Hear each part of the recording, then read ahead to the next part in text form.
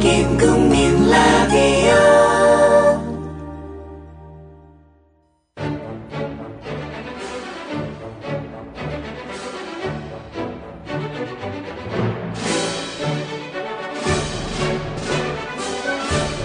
정치평론가 서영석과 김용민 PD의 정치 토크.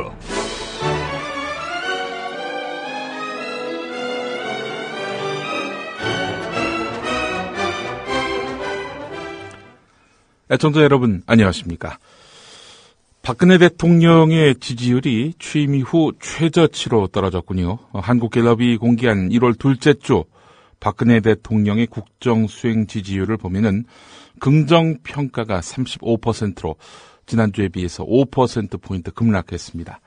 박근혜 대통령 지지율이 40% 아래로 떨어지는 건 정윤회 국정개입 의혹이 불거진 지난 12월 둘째 주 37%에 이어서 두 번째인데 이번이 35%란 말이죠.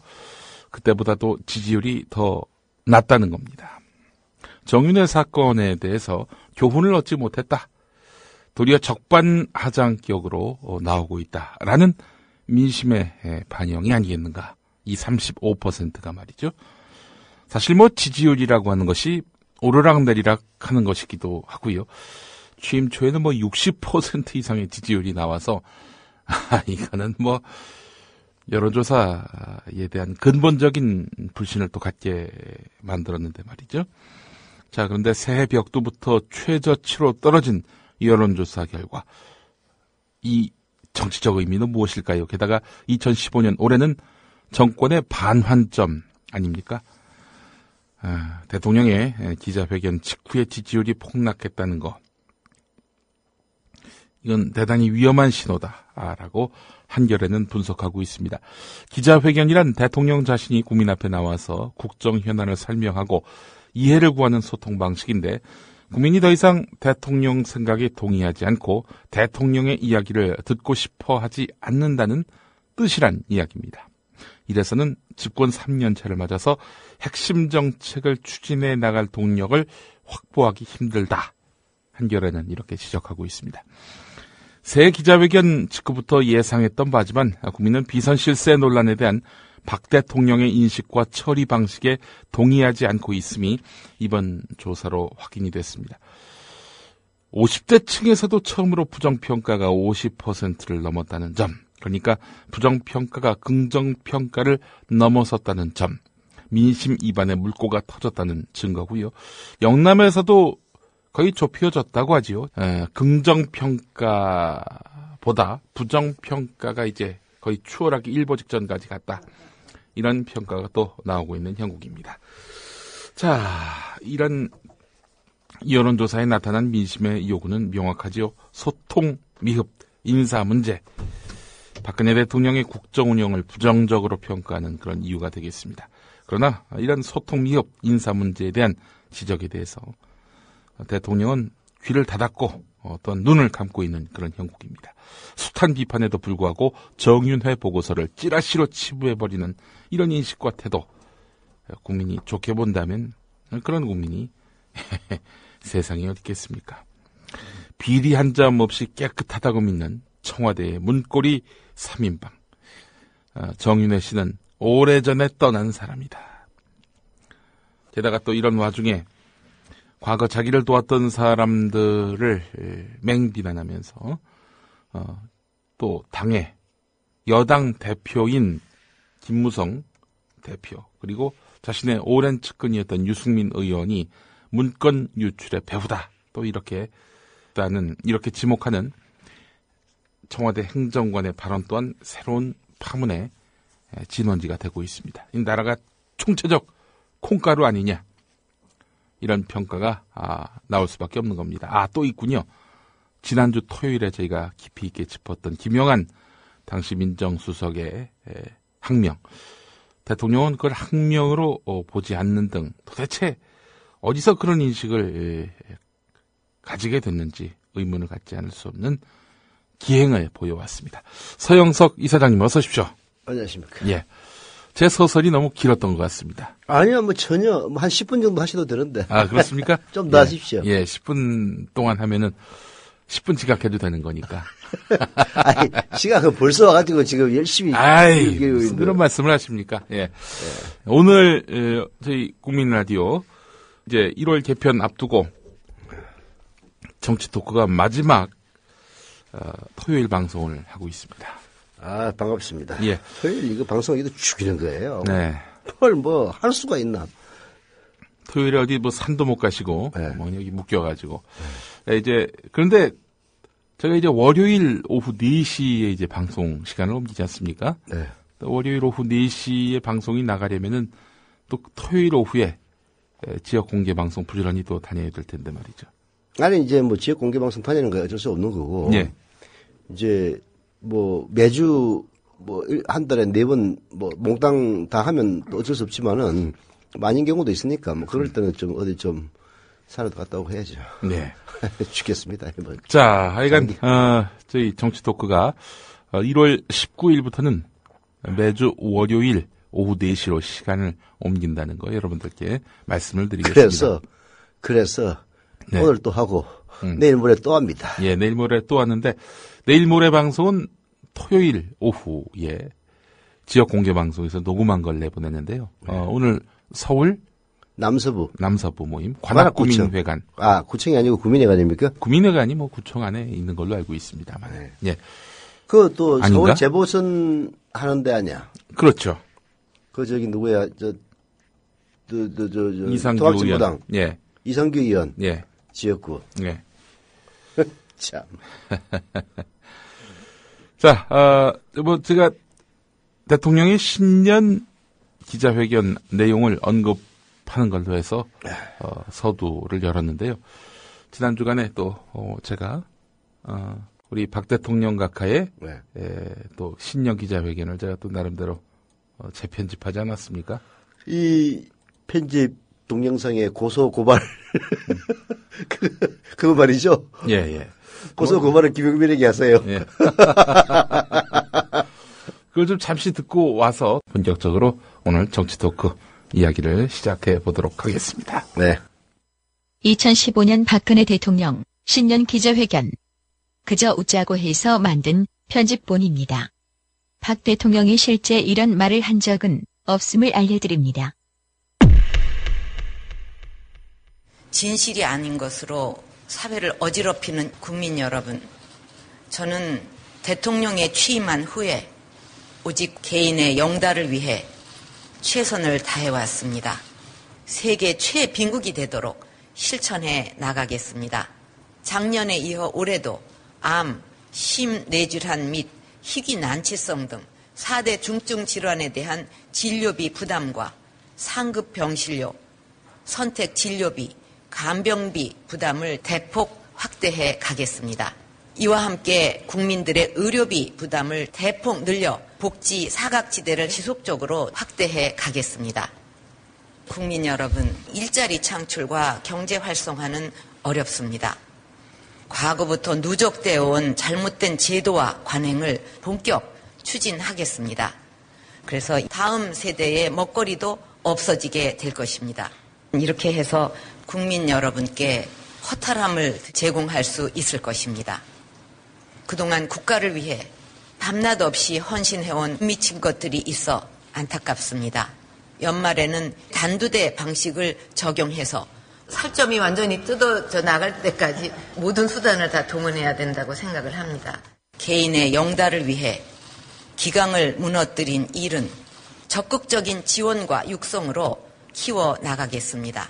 국민 여러분, 저는 국가 경제를 살리고 국민들의 삶이 나아지도록 하기 위해 앞으로 정부와 청와대가 국민들에게 희망을 안겨드리고 신뢰받을 수 있도록 대통령직을 사퇴합니다. 예, 제가 실수했습니다. 대통령직을 다시 하겠습니다. 나라를 위해서 헌신하는 네. 미친 것들이 있습니다. 그런 내용이 있었는데 박근혜 대통령의 그 연설을 이제 일종의 짜깁기를 해서 짜깁기를 한 거죠. 예, 완전히 짜깁기를 한 완전히 겁니다. 짜깁기를 해서 그 박근혜 대통령이 얘기했던 것과 정반대되는 예. 그런 이런 이제 음성 파일을 만든 걸 일종의 패러디라고 그러죠. 패러디. 예. 패러디인데 이거 어떻게 만든 건 줄 아세요? 어떻게 만들었는지는 뭐 대충 미친 것들이 있다. 어떻게 대통령이 이런 말을 할 수 있겠느냐? 네. 어디서 따왔느냐? 네. 우리의 경제 성장에 기대에 네. 못 미친 것들이 있습니다. 했을 때 못 앞부분까지는 자르고 이제 미친 것들이 있습니다. 요거를 다. 하여튼 그게 이제 일종의 예전에 이명박 대통령 네. 그 왜 속마음 연설이라고 낙검수에서 또 나왔던 것도 있었잖아요. 그것도 우리 김용인 국장이 만든 거 아니에요? 누가 만듭니까 대한민국에서 저밖에 그러니까 만들 사람이 없죠. 못 미친들 갖다 모자를 빼고 미친 것들이 있습니다라고. 그 이제 그 중에 이제 또 뭐가 있었냐면요. 네. 이명박 대통령이 이 씹새끼들이라고 한 부분이 있었어요. 네. 그 어떻게 그거 만들었느냐 궁금해하시는 분들이 많더라고요. 네. G20하고 삼시새끼를 붙여가지고 이 씹새끼가 나온 겁니다. 그리고 계속해서 이명박 대통령이 졸라 그러거든요. 그건 허리띠를 졸라. 그래서 졸라를 딱 빼가지고. 졸라. 안녕하십니까. 여러분의 귀염둥이. 네, 여러분의 여러분의 지탄을 받고 여러분에게 졸라 지탄을 받고 있는 그건 다 이제 이런. 그게 그렇게 해서 나오는데요. 예, 그렇죠. 예. 자, 이런 것들을 패러디물이라고 하는데 예. 박근혜 대통령이 연설한 것과는 정반대되는 그런 패러디물을 만들었습니다만은 아까 그걸 들으면서 예. 박근혜 대통령의 속마음 연설이라고 뭐 재미있게 이름을 붙였습니다만은 그 결과물이 실제로 박근혜 대통령의 속마음과 그대로 닮아 있는 것이 아니냐. 예. 라는 생각이 들어서 정말 전율이. 근데 저는 이걸 만드는 와중에서도 네. 대통령이 그렇게 나라가 나쁜 방향으로 가기를 바라는 마음에서 대통령이 국민을 기만하고 거꾸로 했다. 이렇게 생각하진 않습니다. 다만 자기가 그런 청사진을 갖고 있는 건 있는데 네. 그걸 실현할 능력이 없는 거죠. 혹은 뭐 실현할 생각이 없는데 누가 써줘서 읽는 거일 수 있고요. 실현할 생각이 없는데 누가 써줘서 읽은 것 같은데. 그래요? 너무 우리 박근혜 대통령을 높게 평가하시는 거 아닙니까? 하여튼 제가 봤을 때 말이죠. 예. 이분은 대통령 되는 거 말고는 딴 목적과 그 어떤 목표가 없었던 것 같아요. 이게 이제 대통령이 돼서 국가를 올바르게 경영해서 청사의 길이 이름을 남긴다. 예. 이게 대통령이 된다는 것 뒤에는 그런 말들이 들어 있거든요. 예. 그게 이제 정상적인 그 사고 방식입니다. 근데 방금 우리 김 국장이 얘기했던 것처럼 박근혜 대통령은 대통령이 돼서 뭘 어떻게 하겠다에 대해서는 전혀 아무 생각이 없고 그냥 대통령이 되는 것만 목표로 한 분이 아니신가 예. 그런 생각이 들고요. 그런 것들이 결국은 2012년 마지막 그 1대1 문재인 당시 후보와의 토론에서 예. 아니 도대체 이걸 어떻게 하시려고 합니까? 이게 실현성 있는 이야기입니까? 라고 물어봤더니 그래서 제가 대통령이 되려고 하는 거 아닙니까? 라는 식의 그 엉뚱한 답변이 나올 수 있는 배경도 대통령이 돼서 뭘 어떻게 하겠다라는 것보다는 대통령 되는 것 자체가 목표였던 한 여자의 비극적인 발언이 아닌가 하는 생각이 듭니다. 그 부분도 한번 들어보실까요? 예. 예. 아시다시피 그 박정희 대통령이만 해도 해외에서 과학기술 인력을 많이 유치를 해보셨고 그런 기조가 참여정부 때까지 이어졌습니다. 그러나 이명박 정부가 그 오랜 성과들을 단숨에 다 까먹어버린 거 아닙니까? 그럴 때 박근혜 후보는 뭘 하셨습니까? 그래서 대통령 되려고 하는 거 아니에요, 지금? 네, 제가. 잠시만요. 우선 원자력 안전위원회라는 게 지금까지 늘 보면 늘 안전하다. 그만 해왔지 않습니까? 투명한 심사라는 걸 기대할 수 있느냐라고 의심이 들고요.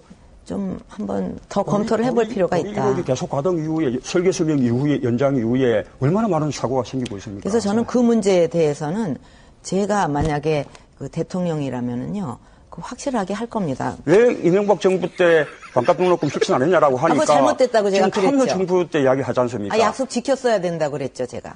잘못됐다고 그러지 않았습니까? 참여 정부 때 등록금이 지금은 참여 정부 이제 때까지 발언 시간이니까 등록금이 그렇게 그냥 올랐기 때문에 계속 하시죠. 반값 등록금이 대두된 것이죠. 그랬으면 실천을 하셔야죠. 그래서 제가 대통령이었으면 내내- 진작 했어요. 그러니까 제가 이번에 대통령으로 되면 할 겁니다.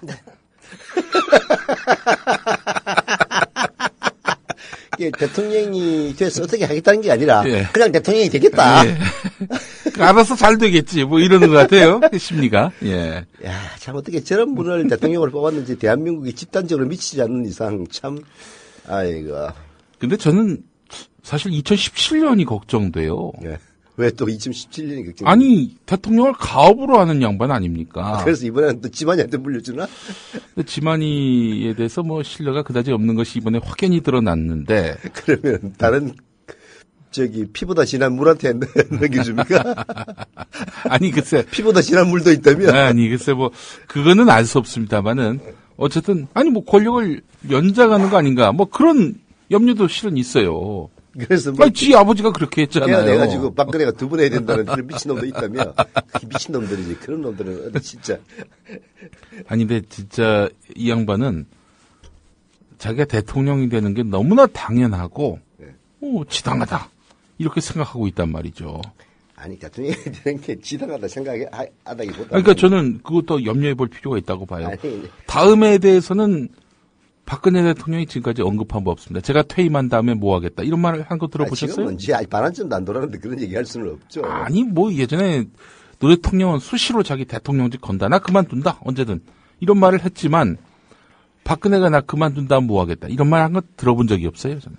근데 노무현 대통령은 대통령직을 건다는 얘기해가지고 수구 언론들로부터 대통령으로서 진중치 못한 발언이라고 얼마나 욕을 처먹었습니까? 뭐 박근혜 대통령은 이제 그런 것들도 감안을 하겠죠. 여하튼 무슨 걱정은 이제 이해를 해요. 대통령직을 가업으로 생각을 해서 자기가 그냥 집권하는 것은 물론이거니와 네. 이 이후에도 자기와 인간된 사람에게 물려주겠다는 그런 의심을 한다. 그런 사람들 있죠. 워낙 박근혜 대통령이 기상천외한 분이니까. 그러나 그게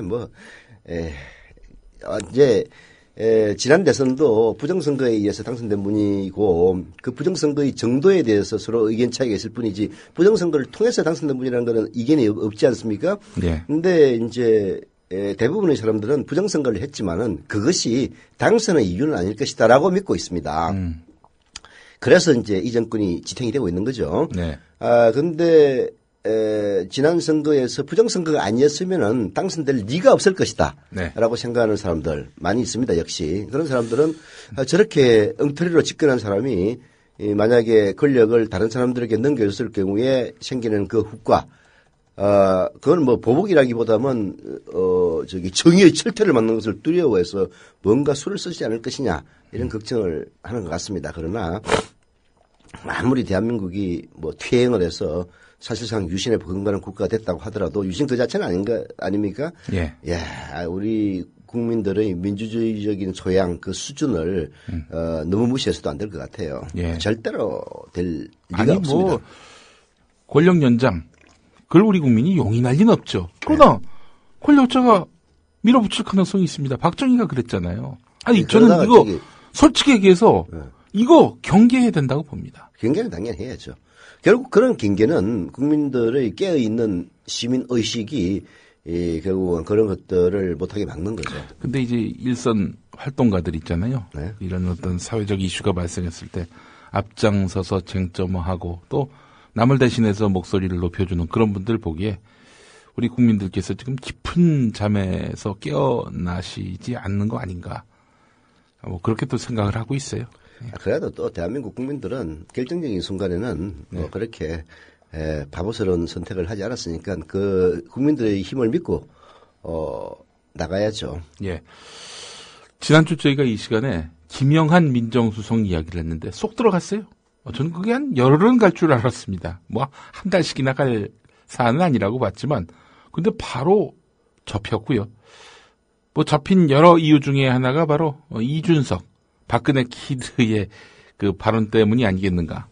그런 생각도 해보는데 말이죠. 이런 거죠. 뭐 이준석의 발언 또 이번에 어느 미친 보육교사의 어린아이 폭행 이런 것들이 결국은 김영한 수석의 항명 파동을 잠재운 것 아니냐 이런 식의 분석을 하더라고요. 뭐 틀린 얘기는 아닙니다만은 늘상 하는 얘기지만은 결국은 이 미친 언론들 쉽게 얘기해서 박근혜 덕에 혹은 이명박 덕에 새롭게 출범한 종편이라든지 그리고 이명박 시절의 갓난 신고 끝에 장악한 지상파 이런 것들을 통해서 박근혜 대통령에게 불리한 사안이 나타나면 다른 사건을 통해서 어떻게든 덮어보려는 이런 총체적인 언론들의 부패가 결국은 그런 사태를 만드는 것이지 일부러 어떤 사건을 만들어가지고 그걸로 박근혜 대통령의 불리한 점을 덮으려고 한다라는 식의 음모론은 저는 적절하지 않은 것 같아요. 그러니까 어떤 게 있더라도 막 키우고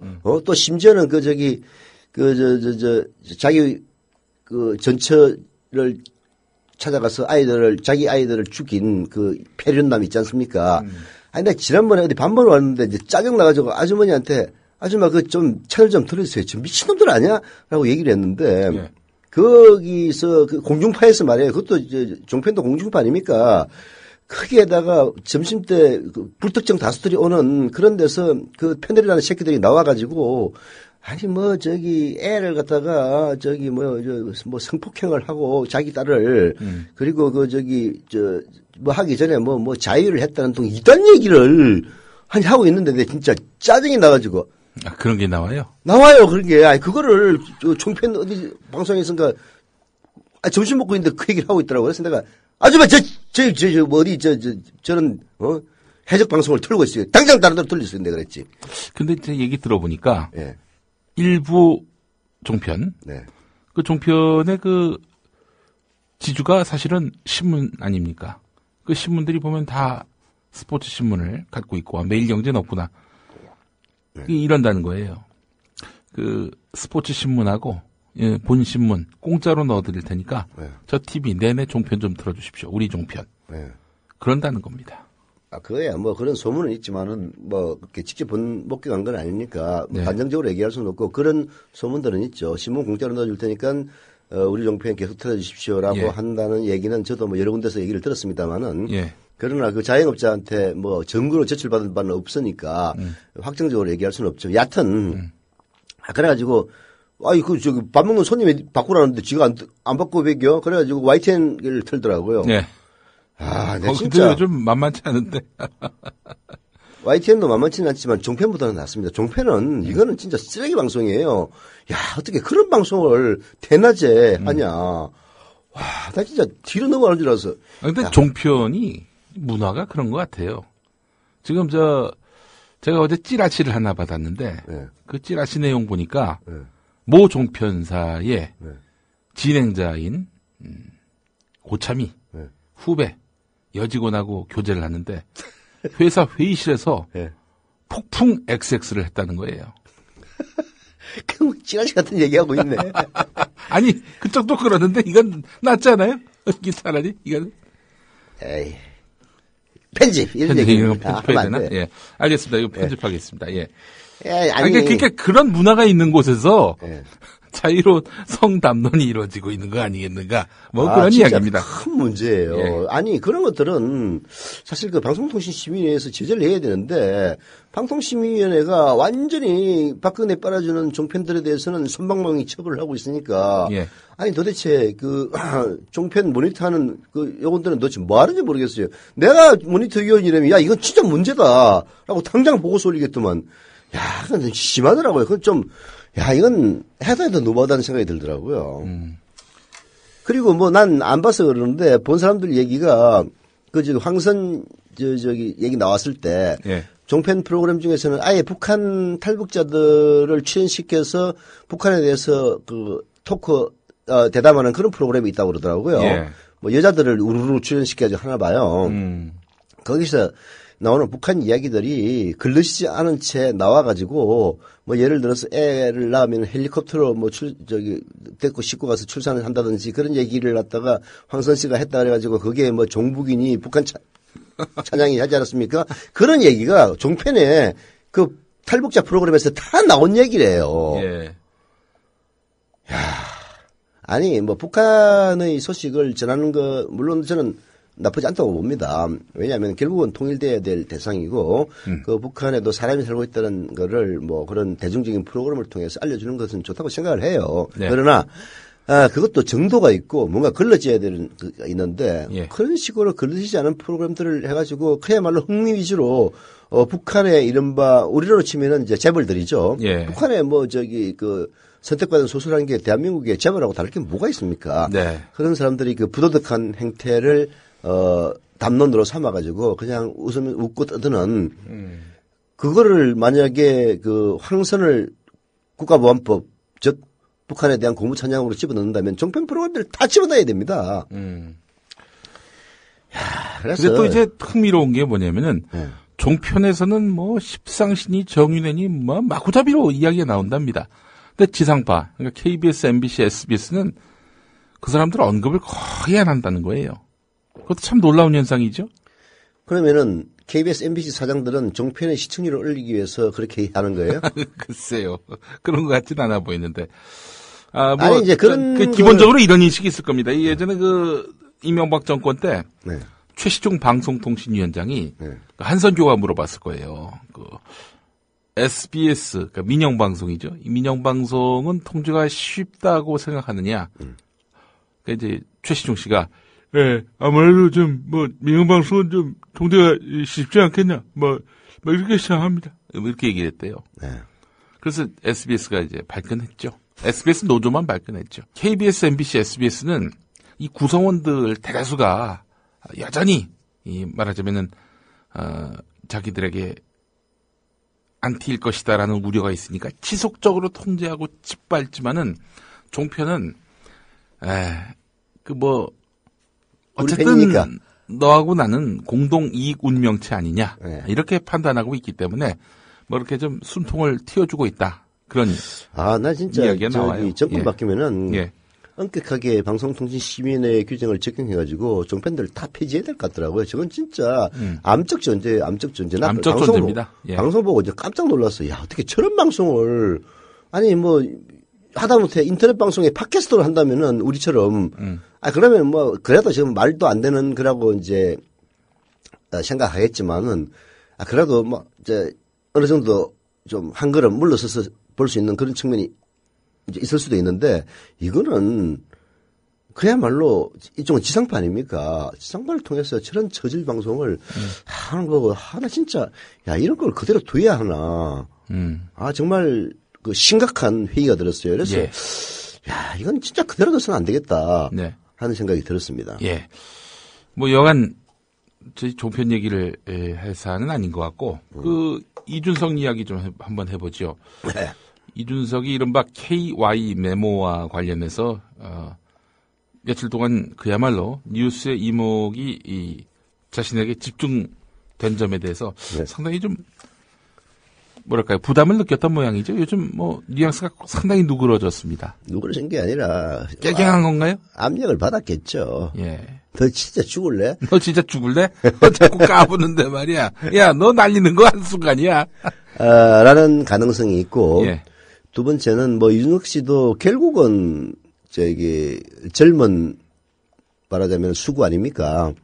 예. 이게 그 친구가 왜 한나라당에 들어가서 새누리당에 들어가서 뭐 이른바 비대위원을 했는지 그와 관련한 동영상을 예전에 제가 한번 본 적이 있었는데 이런 말입니다. 한마디로 한나라당은 뭐 욕도 많이 먹고 뭐 여러 가지로 좀 구린데가 많긴 하지만 그래도 자기 불리하다고 이름을 그 수시로 바꾸는 그런 당이 아니다. 그 한나라당이란 이름은 현존하는 당 가운데 가장 오래된 당으로서 젊은 놈이 예. 정치사에 대해서는 지식이 없어. 예. 아니 한나라당이 무슨 뭐 역사가 오래되긴 됐지. 예. 이게 짧은 정당 현존하는 당 가운데서 네. 그렇죠, 실은. 정당 이름을 계속 바뀌는 그런 측면에서 가장 오래 있긴 있었지만은 예. 그 당은 그러면 안 그랬나? 민정당부터 시작해가지고 예. 그다음에 민자당, 신한국당, 예. 한나라당, 예. 새누리당 벌써 몇 번 바꿨어요. 예. 이게 저겁니다. 새누리당, 한나라당은 대한민국의 기득권 정당이에요. 예. 기득권 정당이기 때문에 당명을 안 바꾼다선 치더라도 예. 크게 유리할 것도 불리할 것도 없는 예. 이제 그런 상황이 지속돼 왔고 예. 그래서 아주 특수한 경우에만 당명이 바뀌었죠. 그리고 계속 집권하고 계속 다수당이 되는데 이름을 굳이 바꿀 굳이 이유가 바꿀 뭐가 이유가 없는 있어요? 거죠. 예. 이제 그런 데서 연유된 건데 무슨 이런 얘기가 똑같은 거지. 재벌 새끼들은 옷도 그냥 명품 입고 폼 나서 내가 그쪽에 간다는 얘기가 똑같은 거지. 아니 재벌의 그 명품 옷이라든지 명품 가방이 어디서 나온 거겠어요.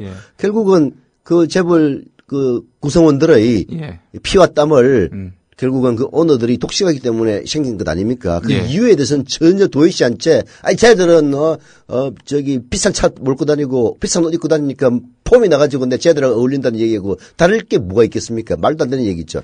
젊은 사람이 그따위 방식. 난 이준석 씨 솔직히 뭐, 얼굴도 잘 모르고, 목소리는 전혀 들어본 바가 없는데, 우리 김용민 국장 때문에 그 목소리 들어보니까 변희재 씨 목소리하고 비슷하더만. 난 처음에 변희재 목소리인 줄 알았어요. 변희재보다 나요. 예. 아니 목소리가 목소리만. 네. 예. 아니 그래서 진짜 변희재 씨 목소리인 줄 알았다고. 목소리가 그렇게 비슷하냐. 그래서 그런 쪽의 인간들은 목소리까지 비슷한가 그런 생각 먼저 들더라고요. 참나. 변희재한테 고소당합니다. 변희재가 아니 이준석이 목소리가 변희재하고 비슷하다는. 이준석을 싫어해요. 변희재가. 싫어하던 말도 목소리가 비슷하던데 뭐. 알겠습니다. 자, 하여간 그 이준석 씨가 그 KY 그 실체에 대해서 이제 김무성 대표에게 얘기했다는 거 아니겠습니까? 음종환 그 청와대 행정관으로부터 들었다고 하면서. 자, 사실일까요? 일단 사실이라고 봐야죠. 아니 뭐 이준석 씨에 대해서 내가 좀 약간 평가절하는 얘기를 했습니다만은. 근데 이런 거 갖고 이준석이가 거짓말할 것 같진 않아요. 내가 마음에 들건 안 들건 이준석 씨가 미친 사람도 아닌데. 아이고. 그리고 또 무엇보다도 이준석 씨가 그렇게 뭐 정치하다 보면 거짓말도 하거든요. 근데 어떤 때 거짓말을 해야 하는지 그 정도의 그 정치적 스킬이 있는 것 같진 않아 보여요. 아니 이제 이런 거 아닙니까? 결국은 그 선수조가 아니지. 선수조 맞다. 선수조하고 그 청와대 행정관들하고 같이 이제 술을 먹고 있는데 그때가 박관천인가 구속되는 날이었을 거예요. 12월 18일인가? 먹고 있는데 이제 거기서 손수조 씨가 그랬다면서요. 요즘 준석이가 쓸데없는 소리 하고 다니는데 준석이 부를까요? 해가지고 불렀다는 건 아닙니까? 그래서 이제 거기서 그 음행정관은 술이 많이 취했다고 그러더라고요. 술이 취하면 본심 나오는 겁니다.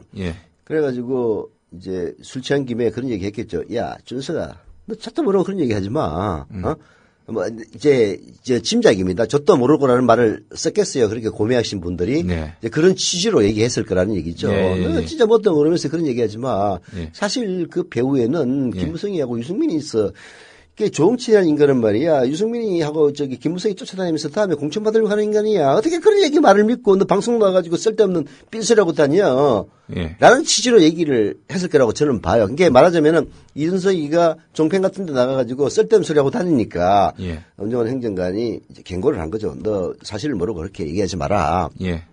했고 이준석 입장에서는 아니 뭐야 도대체 행정관이라는 사람이 뭐 자기보다 선배긴 하지만은 나이는 꽤 많아요. 한 10몇 살 많습니다. 88학번인가 그렇다고 하더라고요. 이제 그렇게 얘기를 하니까 이제 뭐 그 현장에서는 움찔을 했겠죠. 그리고 나서 곰곰이 생각하니까 이거 진짜 넘길 일이 아니다. 이준석 씨는 결국은 이제 김무성한테 줄을 섰다. 라는 전제를 딱 달고 보면은 가가지고 일러주는 일이 이제 일어날 수 있는 것 아닙니까? 그렇게 해가지고 이제 그 고자질을 했고 그 고자질이 결국은 일파만파로 퍼지니까 야, 이거는 아무리 그래도 이제 말하자면은 청와대의 십상시들이 김무성을 견제한다는 사실을 알려줌으로써 그것을 막기 위해서 이걸 폭로를 한 건데 이거는 그냥 판을 흔들어 가지고 새누리당 김무성은 물론이고 청와대까지 그냥 판을 완전히 깨는 쪽으로 나가니까 야, 이래서는 안 되겠다 해가지고 말을 돌렸다. 이렇게 보면은 모든 게 다 해명이 됐죠. 아니, 사람이 미친놈도 아니고 무슨 거짓말을 하겠습니까? 에이구, 참. 그렇기 때문에 언론에 나와서 했던 말들을 보면 대체로 다 진실에 입각한 이야기들일 가능성이 높고 또 뭐 상당히 청년이라고 분류를 해도 뭐 무리는 아니지 않습니까? 아니, 그건 이제 그 사람이라는 게 개연성이라는 게 있는 거거든요. 말을 하면은. 뭐 말도 안 되는 얘기를 하면 개연성이 없는 것 아닙니까? 근데 이준석 씨의 얘기는 개연성이 충분해요. 아니, 뭐, 만약 장문이라면은 이준석의 창작력은 거의 소설가에 버금가는 겁니다. 개연성이 아주 그럴듯한 이야기란 말이에요. 그게 결국은 십상시들이 쥐락펴락하고 있고 그 십상시들은 국가의 안위보다는 그 이상돈 교수가 얘기했다시피 권력의 동향 그리고 상대방의 측근들이 도대체 어떻게 움직이고 있느냐 여기에만 촉각을 곤두세운다면 충분히 그렇게 얘기할 수가 있는 거거든요. 예. 그래서 저는 뭐 이준석 씨가 사실이 아니라고 얘기하는 것 자체가 오히려 사실이라는 점을 역설적으로 반증한다 그렇게 봅니다. 그동안 사실 이준석 씨가 이 방송 저 방송 나와가지고 했던 말들이 있는데 네. 그게 권부의 심기를 건드릴 만한 내용들이었습니다. 네. 어떤 말들이 있었는지 한번 또 한번 좀 들어보겠습니다. 들어보죠. 그거 귀신같이 빨리 찾는 거는 우리 김영민 국장 특기 아니야. 저는 그 이준석 씨를 썩 무시하진 않습니다. 다만 지금 정권이 상당히 불편해하고 있다는 신호를 감지하고 곧바로 꼬리를 내린 점에서 본다면은 좀 실망스럽긴 피지. 합니다만은 훌륭한 피지. 예, 새누리당에 딱 맞는 피지. 예, 바로 꼬리를 내리는 거 보면 말이죠. 사실 진짜 정상적인 정치인이라면은 이런 때 부딪히면서 내가 틀린 말했냐? 사실대로 한번 따져보자. 뭐 이렇게 맞서서 자기 몸을 또 자기 어떤 위상을 키울 수 있거든요. 근데 지금 바로 꼬리를 내리는 거 봐서는. 근데 이제 예. 지금 여권의 움직임 자체가 다들 그렇다고 하더라고요. 네. 그게 뭐 최동욱 효과가 아닌가 싶은데. 예. 너 까불면 너 최동욱 꼴 나는 거야. 뭐 그렇지. 이런 건가요? 최동욱 씨는 사실 검찰총장이었습니다. 예. 그게 사실 여권 내에서도 상당한 파워를 지니고 있는 사람이었죠. 예. 물론 뭐 검찰총장이라는 것 자체도 대통령이 밀어내려면은 이렇게 이제 수를 써서 사람 망신 줘가지고 밀어낼 수 있는 존재이긴 합니다만은 여하튼 상당한 파워를 지닌 존재였거든요. 예. 그런 존재마저 박근혜 대통령한테 거슬리면은 아주 그냥 국물도 없이 완전히 개망신 당하고 쫓겨난다. 네. 이런 것들이 박근혜 주변에 있는 사람들을 좀 쫄게 만들었다고 봐야죠. 그래서 모든 워닝이 즉 경고가 통하는 겁니다. 이준석 너 쓸데없는 소리 하고 다닐 거야? 라고 한다면은 야 이거 저 누구야? 최동욱도 저렇게 작사를 내는데 그 얘기가 우연히 나온 게 아니에요. 너 여자 만나고 다닌다며? 네 회사 잘 돌아가? 야, 그런 얘기는 무슨 얘기입니까? 옛날 우리 우스개로 얘기할 때, 야, 너 집 앞에 그 가로등 켜져 있어? 애 학교 몇 학년 다닌다며? 이런 식의 조폭들이 공갈. 그렇죠. 그 정봉주한테 전화가 와가지고, 네. 애가 그 초등학교 4학년이더만요. 뭐 이렇게 이제. 그렇죠. 이런 조폭식 공갈. 예. 을 했다는 거하고 똑같은 거거든요. 뭐 아니라고 얘기를 했습니다만은 예. 그거야 누가 믿겠습니까? 예. 어? 그런 하여튼 그 이준석의 쓸데없는 말을 한번 들어보도록 예, 하겠습니다. 예. 예. 대한민국에서 언론의 자유가 침해받고 있다는 점을 도무지 이해 못하는 사람. 이준석. 그는 요즘 친박의 표적이 되고 있는데 그가 SBS 라디오에 나와 밝혔던 말들을 모아보면 이번에 정윤회 씨가 또 언론 인터뷰하면서 밝힌 게 뭐냐면 박근혜 대통령한테 본인이 이제 그럼 관계를 묻는 질문에 대해 가지고 대선 끝나고 그냥 감사하다 전화 한 통 받은 거밖에 없다 그렇죠, 이렇게 얘기하는데 그렇죠. 그거 솔직히 얘기하면 감사 전화 받은 사람 몇 명 안 되거든요 보면은 그 랭킹으로 따지면 안에 든다는 얘기니까 그 말 듣고 놀랐던 거죠. 아, 이 사람이 진짜 이번 대선에서도 그럼 롤을 한 거야? 라고 이제 사람들 사이에 말이 돌게 되는 거죠 보면은. 예.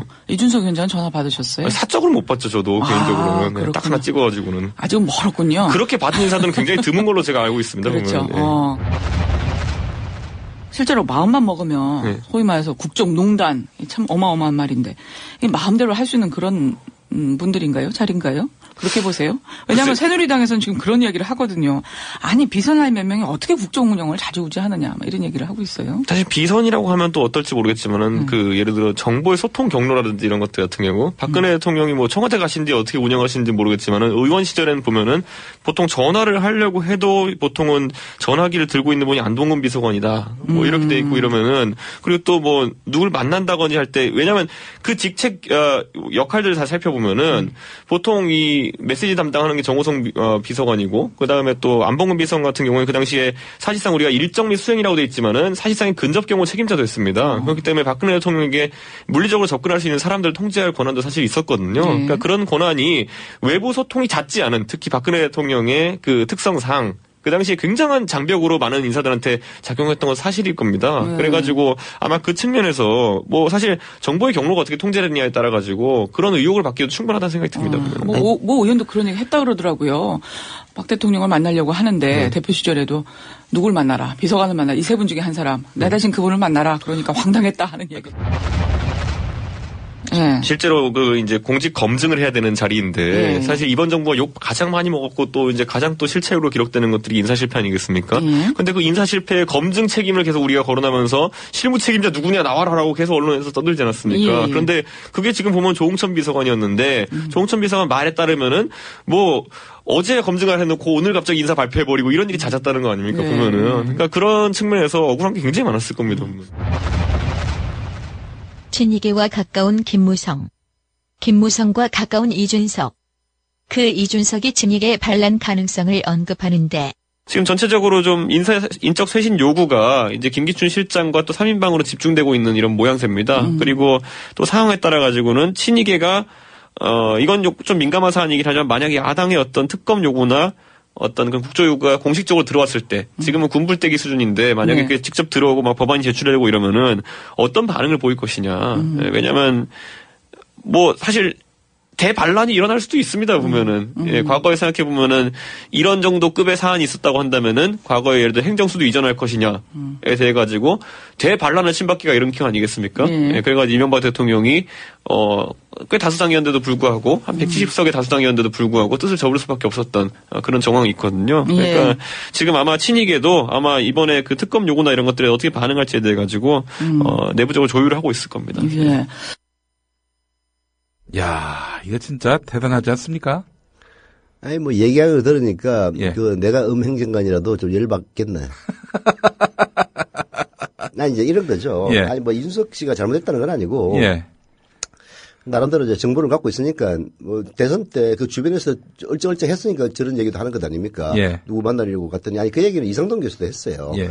그게 뭐 비서관을 만나라는 동, 사실 박근혜 대통령으로서야 뭐 만나가지고 얘기를 들어본들 내가 뭘 아느냐, 비서관한테 얘기하는 게 더 빠를 거다. 그런 취지로 얘기했을지도 모르죠. 예. 여하튼 이제 그런 건데, 이준석 씨 말에는 신뢰도는 있다고 봐요. 근데 이제 청와대에 있는 그 말하자면 십상시 입장에서 보면 이 자식이 말이야, 네가 정치평론가 이 자식아? 너도 저기 새누리당 비대위원 해가지고 이 정권을 창출한 주역 중에 한 명 아니야. 너 지금 청와대 안 쓴다고 마치 뭐 평론가처럼 그런 식으로 평론하는 게 말이나 돼? 그렇게 생각할 수는 있죠. 아니 그때 같이 저기 있으면서 취득했던 그런 정보들을 마구잡이로 흘리면서 대통령을 결국은 욕보이는 것 아니냐. 예. 뭐 이렇게 생각할 수 있는 소지는 있죠. 네. 우리 소녀님 말씀대로 그 이준석의 입이 노다지 광산이네요. 노다지 광산. 아니 이준석 얘기 비슷한 얘기는 예. 그 김종인이나 이상돈 이쪽 주변에서도 많이 흘러나왔어요. 이 세 사람의 공통점은 비대위원이었는데 지금은 흑사리 껍데기가 된 분들 아닙니까? 그 이제 이상돈이나 김종인 씨 측근에서 흘러 나오는 얘기는 이런 겁니다. 이제 공식 회의가 있잖아요. 예. 당시 새누리당은 비대위가 일종의 그 최고위원회의 비슷한 그런 거였거든요. 예. 그러면은 당에서 어떤 특정한 후보의 입장이라든지 뭐 비대위원장 그때 박근혜 대통령이 비대위원장이었나 이런 입장들 그리고 나중에 후보가 되고 나서는 후보의 공식 라인이 있단 말이에요. 예. 이런 데서 뭔가 입장과 스탠스와 정책이 결정이 되면은 그대로 가야 될 것 아니에요. 예. 근데 그 다음날 아침에 갑자기 바뀐다는 거예요. 예. 이유 없이. 예. 왜 그거를 기껏 사람들이 공론을 모아가지고 그러한 입장을 만들어냈던 사람들은 황당한 거지. 예. 아니, 그 다음날 아침에 그냥 밤새 바뀌어버리는 거야. 예. 그래서 이제 그때 아마 이상돈 교수가 그랬을 거예요. 아, 이거 뭐가 있다. 즉, 비선이 있다. 네. 안 그러면은 당 공식 라인에서 결정된 정책이 이렇게 하룻밤새 바뀔 리가 없다. 예. 이제 그렇게 느꼈다는 얘기를 얼핏 하는 걸 들었는데. 그러니까 바로 그런 칠치 겁니다. 못한 분들 아닌가요? 우리 이상돈, 김종인 두 분. 이준석은 뭐 젊고 아직 뭐 좀 더 경험할 그런 일들이 많은 그런 연배라서 그렇다 치더라도 아니 살날 다 살았던 양반들이 말이죠. 이 박근혜 하면은 그게 감이 안 옵니까? 저도 감이 오는데 이건 나라가 결단 나겠다. 이런 예측을 못 하나요? 이 두 분은? 아니죠. 그게 권력에 눈이 어두워서 그런 거 아니에요? 지금 솔직히 얘기해서 이렇게 박근혜에게 비수를 꽂는 거는 이게 무책임한 행동 아닌가요? 쥐가 그렇게 권력을 창출해 놓는데 일조했으면서 뭐 그렇게 얘기할 수는 있는데 그 사람들이 왜 박근혜를 선택했겠는가? 저는 이유는 있다고 봅니다. 그게 뭡니까? 그게? 이상돈 교수나 김종인 전 수석은 다음 대통령이 박근혜가 되리라고 예측을 한 거죠. 그래서 자기 자신들이 생각하는 이른바 보수 내의 개혁을 하려면은 박근혜한테 줄을 서야 그게 가능하다라고 봤던 거죠. 그리고 실제로 속을 만한 상황이었습니다. 박근혜 대통령이 후보 시절에 김종인 전 수석이 제안했던 경제민주화나 복지 이런 것들을 대폭 공약으로 수용을 했거든요. 그러니까 야 이거 진짜 되는구나. 문재인은 아무래도 대통령이 안 될 거라고 본 거죠. 이게 그 이유가 이명박이가 온 강권을 총동원해가지고 박근혜 대통령 만들게 나섰다는 사실을 미리 인지를 했건 아니면은 대한민국의 진보계획 세력들 혹은 야당의 역량으로 볼 때 절대 문재인은 안 되고 박근혜가 대통령이 될 것이다 라고 봤건 여하튼 대통령은 박근혜가 되리라고 본 사람들이에요. 그래서 박근혜 속에서 계획을 해야 되겠다라고 생각을 하고 난 거기 붙었다고 생각을 합니다. 그런데 이제 그게 방금 우리 김영민 국장이 얘기했듯이 결국은 박근혜의 그 마각이 금방 대통령 당선되고 드러날 날이라는 것을 예측을 못했던 거죠. 아니 보수들은 그렇습니까? 권력 창출할 것 같으면 거기에 줄 서는 걸 상식으로 여기는 겁니까? 상식으로 여기죠. 윤여준 전 환경부 장관은 왜 그랬을까요? 그때? 윤여준은 좀 독특한 사람인데요. 예.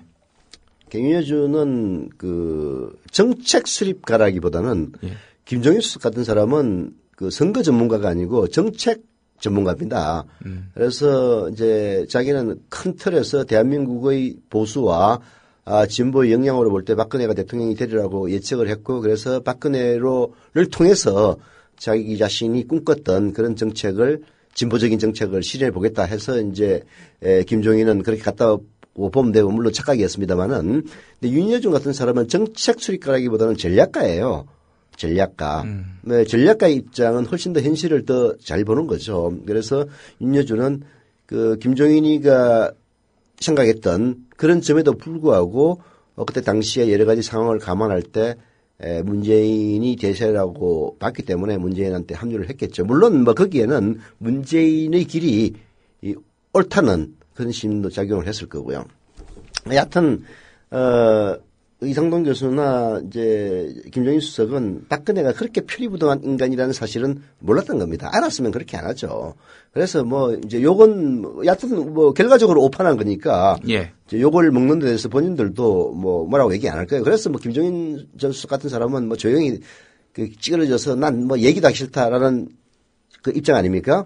예. 그래서 박근혜 비판 안 한다고 엄정하니까 아주 같이 일하고 싶은 분이라고 그러고 이상돈 교수는 막 방송 나와가지고 박근혜 진짜 이상돈 교수는 점잖은 사람이니까 박근혜 사기꾼이라고 얘기는 하지 않지만은 결과적으로는 박근혜 사기꾼이라는 얘기하고 다닌 겁니다. 아니 대통령이 되기 전에는 이렇게라고 해서 그런 줄 알고 깜빡했는데 대통령이 되고 나서부터는 완전히 마각을 드러냈다는 얘기는 박근혜 사기꾼이라는 얘기가 똑같은 거거든요.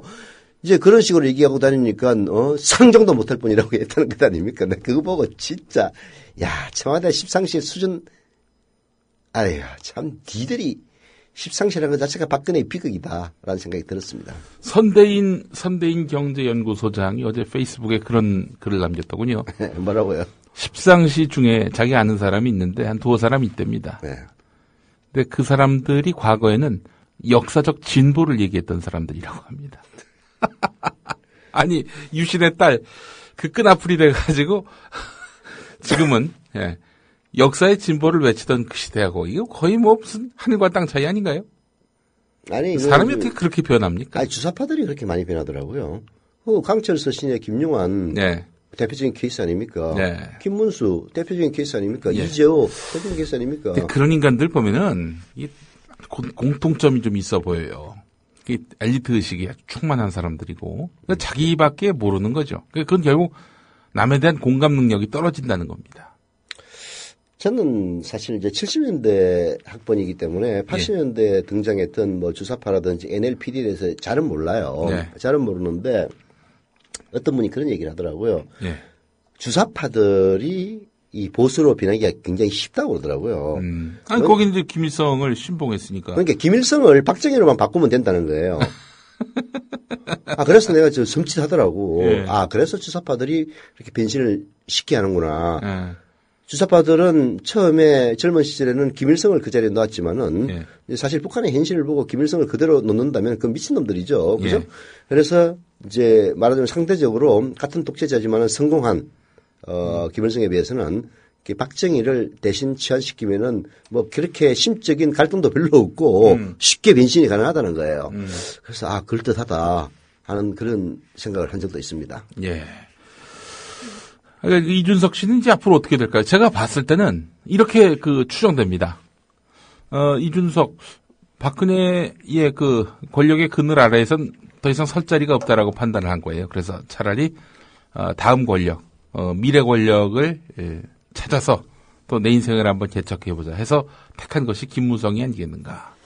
아니, 이제 뭐 그렇게 나쁘게 꼭 볼 건 없어요. 뭐 나쁘게 볼 게 뭐 있습니까? 솔직히 얘기해서 그 정권 창출에 기여를 했는데 턱 못 본 사람들이 다음 주자 찾아가는 거, 그건 뭐 비단 뭐 보수 진영에서만 있는 얘기입니까? 그렇게 이제 분석을 하는 사람들이 되게 덕을 못 본 사람들이 이제 약간 그런 분석을 하는데요. 그렇게 덕을 맞느냐 안 맞느냐로 이제 해석을 하면은 너무 그 사람을 무시하는 거고. 그래요? 이렇게 봐야 되겠죠. 뭐 이상돈 교수나 김정일 수석도 마찬가지고요. 이준석도 마찬가지고. 결국은 박근혜를 대통령을 만든 목표는 자기들이 영달을 누리겠다는, 결과적으로 영달을 누릴 수는 있겠지만은 그보다는 박근혜라는 그 사람을 통해서 자기 자신이 생각했던 것을 이제 구현해 보자. 뭐 그런 취지 아니겠어요?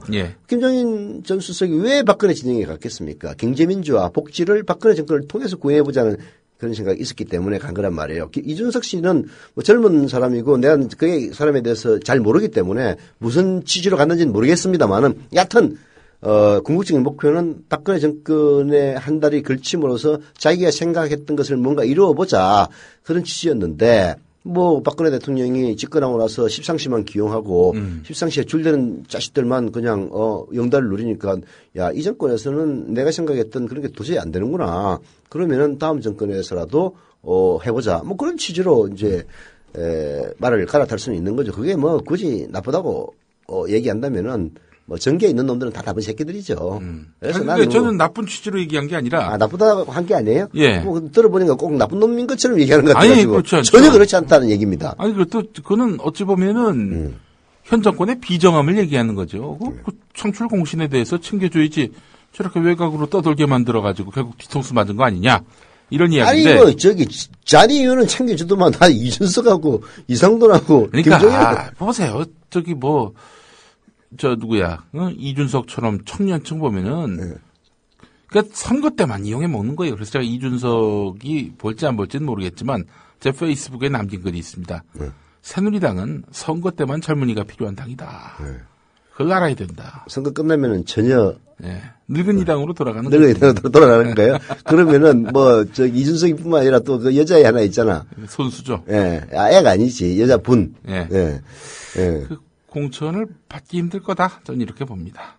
왜냐? 문재인이 안 나온다는 안 나온다는데 뭐 이제 손수조 뭐 또 하겠어. 그러니까 손수조를 내세웠던 게 손수조가 뭐 탁월해서 말은 그렇게 하지만 그런 거 아니에요.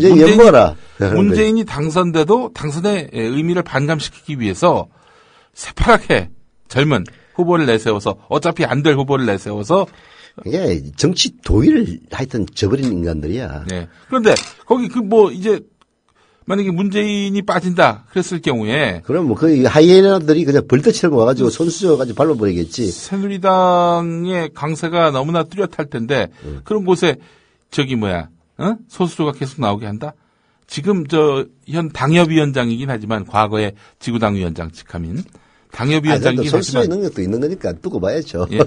아니 근데 너무 이제 이렇게 무시하지 마세요. 안 된다는 차원에서 제가 얘기한 거는 뭐냐면은 문재인이 나오기 때문에 이번엔 좀 힘을 뺄 필요가 있다. 문재인 당선에. 그래서 손수조를 내세운다. 이런 논리가 과거에 먹혔지만은 문재인이 빠진다? 그 지역구에서? 그러면 손수조를 가만히 내버려 두겠냐 이거예요. 그건 맞아요. 뭐 하이에나들이 그냥 공천받기 위해서 온갖 루머를 퍼뜨리고 수를 쓰겠죠. 그것도 이제 정권 말 아닙니까? 2016년 총선은. 손수조는 박근혜 이준석이가 차기 권력한테 줄 딱 써가지고 공천받을 수도 있는 거죠. 근데 지금 보니까 손수조는 완전히 자기 권력이 아닌 것 같아. 미스박 쪽에 섰어. 그렇기 때문에 박근혜 키트다. 또 이런 것들이 그 국면에서는 또 도움이 안 될 수도 있단 말이죠. 뭐 그러고 보니까 그냥 끝났다고 봐야 되겠네. 예. 그러니까 이제 그러고 보면은 이준석이 아주 명민한 면이 있다는 거지. 그렇지 않나요? 뭐 그렇네. 예. 그런 이준석 씨가 만일에 지금 김무성에게 줄을 섰다면 잘 쓴 건가요? 아니면은 김무성도 지금 솔직히 박근혜 눈치만 보고 있는 상황이고 미래가 안 보이는 사람인데 괜히 쓸데없는 데 줄을 섰다. 그렇지 않죠. 마땅한가요? 줄 잘 쓴 겁니다. 줄 잘 쓴 겁니까? 이제 김무성 씨를 내가 쭉 보면은 대통령감은 절대 아니죠. 예. 대통령감이 절대 아니라는 것은 지금 박근혜에 대해서 대하는 태도를 보면 이제 드러납니다. 안녕하십니까. 김무성입니다. 서영석, 서영석, 우리 이사장님, 김무성입니다. 그래서, 뭐 어쩌라고. 여당 대표고, 다음에, 대통령이 될 수도 있는데, 그래도 계속 무시하는 겁니까? 무시할 만하니까 하는 거죠. 여하튼 제가 대통령이 될 일은 없을 것이다. 예. 이렇게 보시는 겁니까? 예.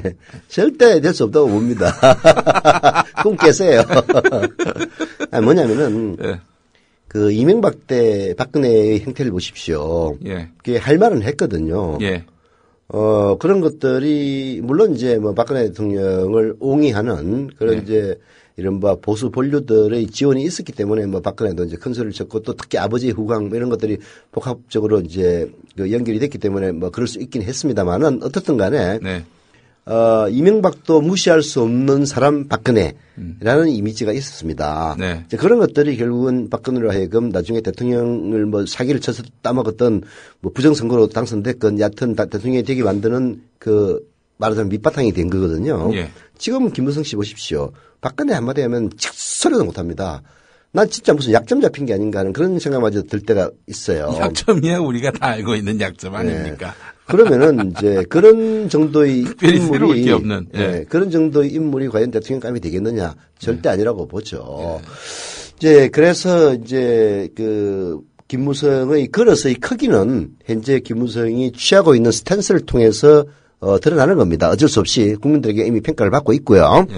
근데 이제 김무성 씨의 얄팍함은 또 거꾸로 이제 입장이 바뀌면 또 완전히 표변할 수 있는 인간입니다. 그렇지. 지금 말하자면 박근혜의 위세가 하늘을 찌르니 찌를 때는 고개 팍 숙이고 하지만 박근혜가 일단 한풀 꺾겠다라고 생각하면 그냥 인정사정 없이 밟을 수 있는 인간이 있죠. 이명박 때 확인한 거 아닙니까? 네. 그러니까 박근혜가 그런 건 아주 귀신같이 알거든. 귀신같이 알지. 귀신같이 알기 때문에 김무성이 싫어하는 거야. 그렇죠. 네. 그때 민주주의를 그 말이야 맞는 말이지만은 민주주의를 하기 어려운 분이라고 하면서 그때 하면 엄청나게 박근혜 씹고 김무성이 하지 않았습니까? 예. 여하튼 이제 그래서 저는 김무성 씨의 스타일은 절대 지도자 스타일은 아니다. 어디 뒤에서 그냥 배후의 조폭 보스는 할 수 있을지언정. 가방 모찌 출신이긴 합니다. 아시지 않습니까? 그렇죠. 네. YS. 그래서 여하튼 이제 김무성 씨가 대통령이 되기는 어렵다라고 보긴 합니다만은 당권이라는 측면에서는 올 하반기에 가서 반환점을 이제 6월 7일 되면 돌지 않습니까? 예. 하반기 가서 박근혜의 기세가 이제 꺾였을 때, 한나라, 새누리당을 좌지우지할 수 있는 최소한 한나라, 새누리당 내에서 차기 걸린 것은 분명하죠. 좌지우지죠? 좌지우지. 좌지우지. 할 수 있는. 그런 측면에서 보면은 이준석의 선택이 손수저보다는 더 탁월하다고 봐야 되겠죠. 예. 이준석이 지금 김무성에게 줄 섰다는 차원에서 말씀드리는 건데, 김무성 그 사람에게는 어떻게 미래가 있을까요? 예를 들어서 대선에 후보가 될 가능성? 안 된다고 얘기를 몇 번을 해도. 아니, 후보조차도 안 됩니까? 아니, 떨어질 사람이 후보가 되겠어요? 아마 한나라당에서도, 새누리당에서도 뭔가 큰 이변이 일어나지 않겠습니까? 예를 들어서, 진짜로 반기문을 데려온다든지, 아니면은, 그 김시균 씨도 참 말 그렇게 채석해 하면 곤란한데. 예. 여하튼 이제 그런. 안철수 한나라당 가라, 뭐, 그렇죠. 새누리당 가라, 그런 말. 그 얘기죠. 뭐, 안철수가 뭐, 이제 새누리당 후보가 된다든지. 예. 여하튼 그런 그 이변이, 아니, 안철수 씨를 무시해서 하는 얘기가 아니고, 김시균 씨도 그런 얘기 하면 안 되죠. 그러니까 진보 맨날 재수 없다고 욕먹는 겁니다. 속으로 그렇게 생각할지. 내가 그 양반이 얘기를 해서 하는 얘기예요. 예. 그런 얘기 함부로 끊을 수 있는 건 아니죠. 아무리 그 꼴보기 싫다도 손 치더라도 가능성이 있다고 해서 그렇게 말을 하는 거하고는 다른 거거든요. 예. 여하튼 뭐 안철수의 선택이 어떻게 될지 안철수를 갖다가 진짜로 무시한다면은 새누리당 갈 수도 있다 이렇게 얘기할 수 있겠지만은 안철수 의원도 나름대로의 상식과 그리고 또 그때까지 오기까지 쌓아온 인생의 내공이라는 게 있기 때문에 그렇게 뭐 함부로 인생 선택은 안 할 건데 여하튼 제가 얘기하고 싶은 거는 뭐 특정인을 금연하는 게 아니라 김무성으로는 절대로 안 된다라고 생각을 한다면 다른 수를 쓸 거다 그런 얘기입니다. 그러나 새누리당의 당권이라는 측면에서 보면은 김무성한테로 집중될 것은 분명해요. 후보가 되느냐 그건 이제 별개의 문제지만. 아니, 이회창이 될 걸 알고 그렇게 이회창이 후보가 된 겁니까? 그 당에서는? 어디? 한나라당. 한나라에서는 이회창이가 사실상 네. 김대중 정권 후반기에는 대통령 역할을 했죠. 예. 안 된다고 본 사람이 아무도 없었습니다. 당시 기류를 보더라도. 그래서, 노무현 대통령이, 심지어 우스개 얘기긴 합니다만은, 예. 대통령이 당선되고 나서, 이제, 공기업이라든지 이런 데 사람들을 배치하려고 하다 보니까 사람이 없었다는 얘기가 그런 거죠. 이회창이가 대통령이 된다고 생각하고 대한민국의 이른바 파워 엘리트 중에서 한 99%가 전부 이회창이한테 줄을 서 있으니까, 노무현 대통령한테는 1%밖에 없는 거야. 어디 사람을 꽂을 데가 없어요. 네. 그런 얘기가 실제로 나왔었거든요. 특히 자기 휘하의 장관 중에 한 사람, 박명재 씨 이런 사람은 또 지금 새누리당 의원으로 돼 있고. 그러니까 결국 사람이 없으니까 박명재 시킨 것 아닙니까? 아니 이제 그 정도였죠. 사실 이회창은 이번에는 조금 이제 양상이 달라질 거라고 보는데, 예. 여하튼 야당의 집권 가능성이 뭐 과거보다는 높으니까. 예. 파워 엘리트들이 새누리당에만 몰리는 그런 참사는 없을 겁니다. 네. 네. 그렇다면은 우리 이준석 씨가 줄 잘못 서고 있는 거네요. 솔직히 김무성이 좋아서 줄 섰겠습니까? 자기 미래를 위해서 줄 섰지. 아니, 잘 선 거지. 당권이라는 측면에서는 김무성이 앞으로 우길 승천을 할 건데, 아니, 이준석이가 무슨 대통령이 될 것도 아니고 국회의원 공천을 만든다든지 아니면 당내에서 뭔가 발언권을 얻는다든지 이게 제일 중요한 거지. 2016년 총선 공천을 위해서 줄 선 차원이라면 잘 선 것이다. 네. 그리고 그렇게 하다 보면은 이제 누가 후보가 되든 간에 결국은 새누리당의 당권파에게 기댈 수밖에 없는데, 네. 그러면은 김무성의 추천으로 차기 정권에 뭐 정권 재창출을 한다면 그런 비극적인 일이 절대로 일어나서는 안 되겠지만은 얘기만 해도 좀 떨리네요. 하여튼 이제 그런 추천으로 그쪽에서 뭔가 빌붙을 수 있는 계기를 마련한다는 점에서 보면은 박근혜에게 줄 서는 것보다는 김무성에게 줄 서는 게 훨씬 더 현명한 거죠. 박근혜에게 줄을 쓴다면 지금 당장 뭔가가 돼야 되는데, 박근혜 주변에서 성공하려면 십상시한테 그냥 가가지고 알랑방구 깨야 된다며 그런 식으로 다 소문나 있더라고요. 여하튼 알랑방구를 끼긴 하겠습니까만 아까 얘기했다시피 이준석이가 얘기했다시피 모든 통로가 3인방으로 딱 단일화돼 있다 보니까 여하튼 그쪽에 눈밖에 나면은 그 통로를 통과하기는 어려울 것 아니에요. 이제 그런 측면에서 보면은 정신 제대로 박힌 인간들이라면은 박근혜 밑에서 뭘 하냐 다음에 하지 라는 생각을 할 수는 있죠. 이준석 군이 줄을 잘 선 거라고 결론 내려도 저는 박근혜 주변에서 얼쩡대는 것보다는 차라리 김무성 옆에 가는 게 훨씬 낫다고. 우리 변희재 군은 지금 어떻게 줄을 선 건가요? 나는 그분의 근황에 대해서 전혀 모르기 때문에. 예. 잘 아십니까? 난 몰라요. 뭘 하고 있는지를 알 수가 없어. 예. 지금 소송 때문에 굉장히 바쁜 걸로 알고 있는데. 그래요? 예. 근데 이준석을 굉장히 싫어하더라고요. 전에 무슨 말을 했더라, 변희재가 이준석한테. 하여튼 굉장히 좀 심한 말을 해가지고 제가 좀 눈살을 찌푸렸는데, 아주, 상당히 좀 심각한 그런 발언들도 했었고, 날선 공방들이 이어진 것으로 알고 있는데. 네. 변희재가 이준석 씨보다도 나이가 더 많지 않나요? 이준석은 20대 정신병자, 그리고 정치 건달이다. 야, 이거 완전히 이거는 그 명예훼손으로 고발해도 될 사안인데. 네, 글쎄 말이에요. 실제로 그러네요. 이게 언제 올라온 거냐면 2013년 2월에 올라온 건데 하버드 나와서 뭘 하고 있느냐가 중요한데 과외 사업하다가 망한 정치 건달 노릇하고 있지 않습니까? 예. 이준석은 과외 사업조차 망한 것 같더군요. 그럼 그냥 무직자지 정치권 기웃거리는 브로커일 뿐이죠. 최소한 서울대 학부 졸업생 치고 자기가 고학력자라고 주장하는 놈은 없습니다. 하버드는 대체 교육을 어떻게 시키는데 학부 졸업한 놈이 고학력 자랑하나요? 더구나 국비로 갔으면 대한민국에 기여하는 사업을 해야지 학력 조장하는 과외 사업을 하는가요? 뭐 이런 얘기하면서 이준석이 MBC 강연에서 군필자, 고학력 봉사활동 등 20대에서 새누리당 비대위원 할 만한 사람은 자기밖에 없다고 떠들었군요. 거의 정신병 수준입니다. 예. 뭘 정신병 수준이야. 이준석이 맞는 얘기 했구만. 네. 아니, 솔직한 얘기로 새누리당에서 군대 갔다 오고, 예. 하버드 나온 데다가 봉사활동 했으면은 새누리당 비대위원 할 만하네. 새누리당에서 그런 인간이 어디 있나? 예. 자격 있나, 이게 들어보니까. 자격 있구만. 예.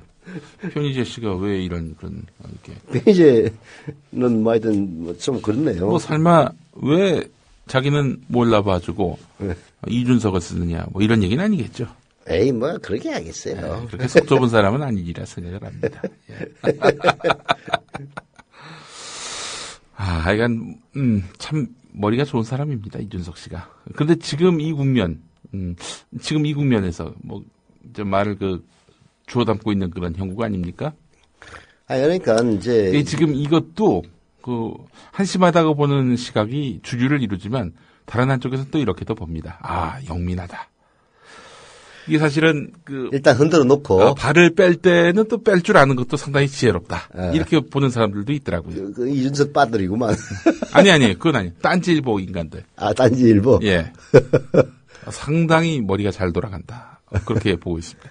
이런 건 아닐까요? 또 하버드 출신이니까 그 행보 하나하나에 상당한 의미를 부여하는.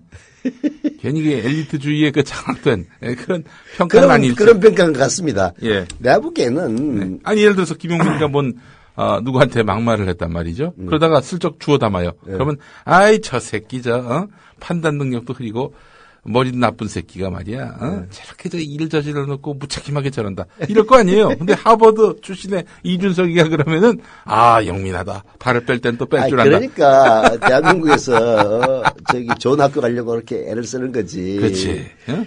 다 이유가 있는 겁니다. 근데 하여튼, 예. 그 평가야 어떻든 간에, 저는 이제 이렇게 봅니다.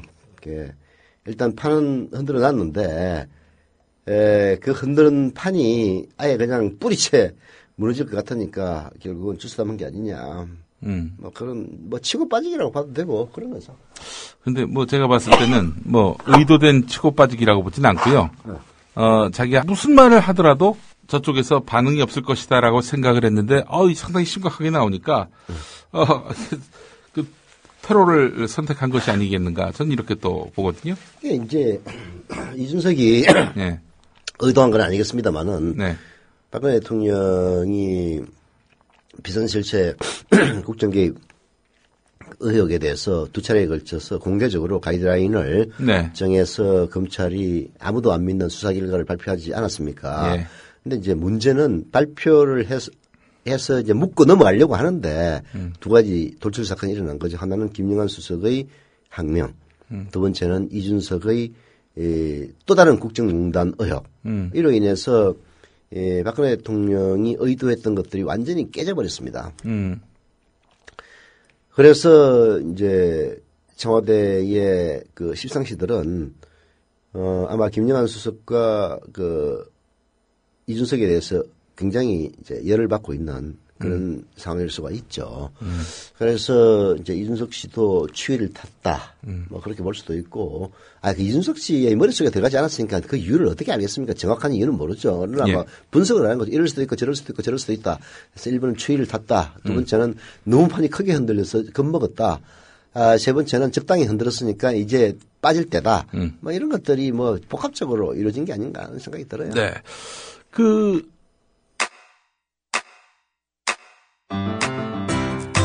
국민 라디오 지지하는 4가지 방법 아시나요? 다운로드하기, 별점 주기, 댓글 달기, 구독하기. 국민 라디오를 보다 많은 이들에게 전할 수 있는 가장 손쉬운 방법. 다운로드하기, 별점 주기, 댓글 달기, 구독하기. 잊지 마세요. 다운로드하기, 별점 주기, 댓글 달기, 구독하기.